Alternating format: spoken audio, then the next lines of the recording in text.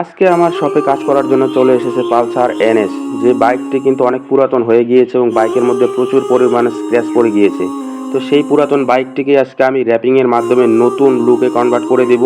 এবং যে ভাইগুলো এসেছে তাদের কথা হচ্ছে বাইকের লুক অনেকটা পুরাতন হয়ে গেছে, সেই জন্য কিন্তু তারা র্যাপিংয়ের মাধ্যমে বাইকের লুক চেঞ্জ করবে। তো সবার প্রথমে র্যাপিং শুরু করার আগে ডাস্ট পার্টিকেলগুলো সুন্দর করে ক্লিন করে নিয়ে বডি পারপাস অনুযায়ী যে র্যাপিং পেপারগুলো কাটা আছে সেগুলো কিন্তু ইনস্টল প্রসেস শুরু করে দিয়েছি। এবং যথেষ্ট চেষ্টা করব যে কোথাও যাতে বাবল এয়ার না থাকে। তো র্যাপিংয়ের মধ্যে যদি ফিনিশিং না আসে তাহলে কিন্তু একদমই দেখতে বাজে লাগে। সেই জন্য কিন্তু আমি আস্তে আস্তে সময় নিয়ে খুব সুন্দর করে আজকে র্যাপিংয়ের কাজটি করে দেওয়ার চেষ্টা করব, কারণ যে ভাইগুলো এসেছে আমার কাছে কাজ করানোর জন্য তারা কিন্তু অনেক দূর থেকে অনেক আশা নিয়ে আমার কাছে এসেছে। সবার প্রথমে আসার পরে তারা বলে দিয়েছে, দাদা কাজটি তোমার মতো করে দাও। সেই জন্য কিন্তু যতটা বেস্ট হয় আমি কাজটা করে দেওয়ার চেষ্টা করব সুন্দর করে। আর কাটিংগুলো এত সুন্দর করে করব যে বডিতে কোথাও যাতে ব্লেডের দাগ না লাগে, কারণ দাগ রিমুভ করাতে এসে যদি দাগ পড়ে তাহলে কিন্তু জিনিসটা উল্টো হয়ে গেল। তো সেটা আমি কখনোই করবো না এবং কাস্টমারের যাতে ক্ষতি হয় সেটাও চাইবো না আমি। সেই জন্য বডি পারপাস অনুযায়ী যে স্টিকারগুলো কাটিং করে নিয়েছি সুন্দর করে র্যাপিং করার পরেই তারপরে যে বডি প্যানেল আছে সেখান দিয়ে আমি কাটিংটি করে দেবো এবং ব্লেডটি খুব নিখুঁতভাবে চালাবো।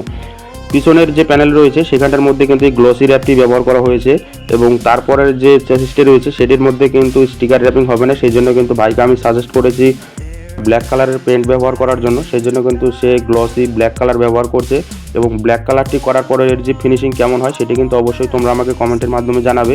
আর তোমরা যদি তোমাদের প্রিয় বাহনটিকে এই ধরনের সুন্দর লুক দিতে চাও তাহলে কিন্তু অবশ্যই আমার দোকানে এসে ভিজিট করতে পারো।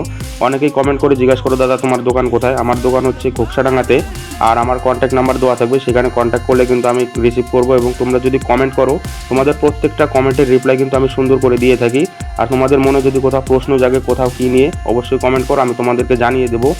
যে ভাইগুলো কাজ করাতে এসেছে তারা কিন্তু আমার কাছ থেকে কিছু ইউনিক লোগো এবং ডিজাইন চয়েস করেছে। তো তাদের কথা এবং কালার অনুযায়ী কিন্তু আমি সাজেস্ট করে সেই কাজগুলো করে দিচ্ছি। সবার প্রথমে ট্যাঙ্কের মধ্যে কিউটি লেখা লাগবে এবং যে ফ্রন্টের ডিজাইনটি আছে তারা কিন্তু এটাই চয়েস করেছে। তো তাদের চয়েস অনুযায়ী কিন্তু আমি কিউটি লেখাটি লিখে দেবো এবং ব্ল্যাকের মধ্যে হোয়াইট কালার সব থেকে বেস্ট ফুটবে। আর তোমরাও দেখো কেমন হয়। আর এই যে ট্যাঙ্কির যে বডি পারপাস রয়েছে সেই অনুযায়ী কিন্তু আমি মাপটি নিয়ে কিন্তু একদম সেম মাপের করে দিচ্ছি। আর এই ট্যাঙ্কের সাথে এই ফ্রন্টের ডিজাইনটি কেমন হয়েছে অবশ্যই আমাকে কমেন্ট করে জানাবে তোমরা। আর হোয়াইট কালারটি করা হয়েছে যাতে সব থেকে বেশি চোখে লাগে। আর এগুলো কিন্তু অরিজিনাল রেডিয়াম ওয়াটারপ্রুফ, এগুলো কিন্তু রাত্রে গ্লো করবে এবং কোথাও জলে ভিজলে কোনো প্রবলেম হবে না।